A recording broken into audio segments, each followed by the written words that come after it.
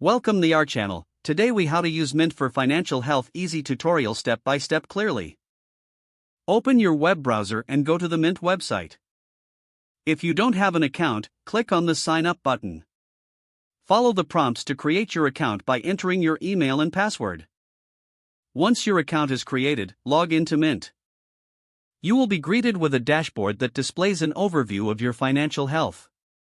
To add your bank accounts, click on Add Accounts in the top right corner.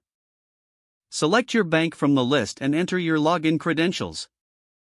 Mint will securely connect to your bank and retrieve your transaction history. After your accounts are linked, navigate to the Transactions tab on the left side. Here, you can categorize your transactions to keep track of spending. To do this, click on a transaction and choose a category from the drop-down menu. Next, head to the Budgets tab to set up a budget for different spending categories. Click on Add Budget and select a category, then set your spending limit. Mint will automatically track your spending against this budget. For a deeper look, go to the Reports tab to visualize your financial trends.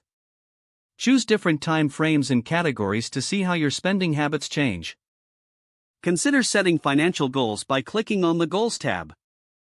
You can create goals for saving, paying off debt, or saving for a purchase. Mint will help you track progress towards these goals. Lastly, check in regularly to review your financial health and adjust your budgets and goals as needed. Using Mint can simplify your financial management and improve your financial health. If the page does not load, refresh the browser or try again in a private or incognito window. Make sure you are using the correct email address, then retype it carefully to avoid small typos. If your password is not accepted, use the reset option and create a new strong password you can remember. Check your spam folder for verification or security emails, then complete any requested confirmation steps. Enable two-factor authentication if available to improve account security and reduce unauthorized access risk. After signing in, review your profile details so your contact information and settings are accurate and current.